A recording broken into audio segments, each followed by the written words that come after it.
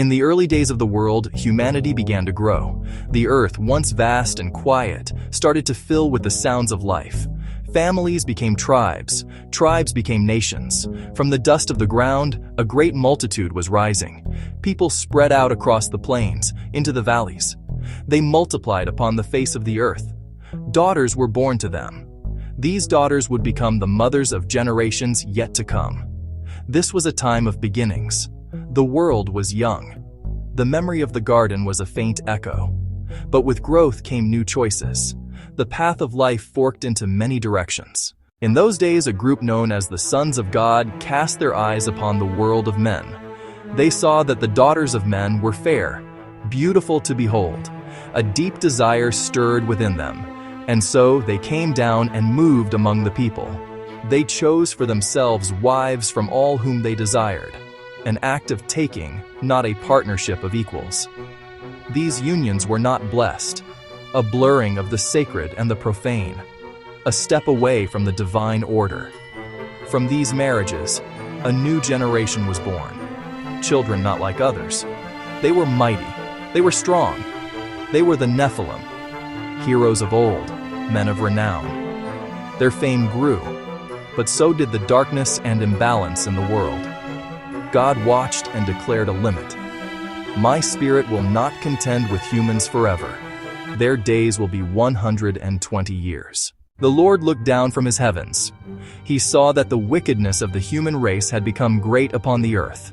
Every inclination of the thoughts of the human heart was only evil continually. The world was saturated with corruption and filled with violence. The Lord regretted that he had made man on the earth, and his heart was deeply troubled. Creation groaned under human cruelty, from great cities to the smallest villages. God said, "I will wipe from the face of the earth the human race I have created." This destruction would extend to animals, to the birds, and to every creature that moves along the ground. A flood of unimaginable scale would come to wash away the violence and the evil. The slate had to be wiped clean. But the story does not end in total destruction. There was a glimmer of light. One man. His name was Noah. While the world sank into depravity, Noah found grace in the eyes of the Lord. He was different.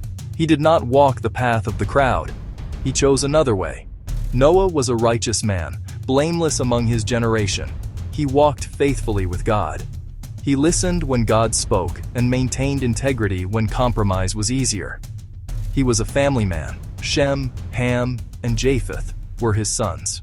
They, with Noah's wife and their wives, would become ancestors of a new world. God said, "I am going to put an end to all people, for the earth is filled with violence." He spoke of the coming flood, but also of salvation for Noah and his house. God did not just announce judgment, he provided a way of escape. He gave Noah a task of monumental proportions. Make yourself an ark. Build it of gopher wood. Coat it with pitch inside and out. The design was precise, guided by a divine blueprint. 300 cubits long, 50 cubits wide, and 30 cubits high. Make a roof, finishing it to within a cubit above, and put a door in the side. Provide lower, middle, and upper decks. Make rooms within the ark. God explained its purpose and established his covenant with Noah. You are to enter the ark, you, your sons, your wife, and your sons' wives with you. The mission was to preserve the wonder of life itself. You are to bring into the ark two of all living creatures, male and female, to keep them alive with you. Birds according to their kinds, animals according to their kinds, and every creeping thing according to its kind. Take every kind of food that is eaten and store it away, for you and for them. The task was enormous, requiring immense labor and unwavering trust. Noah listened, and Noah obeyed.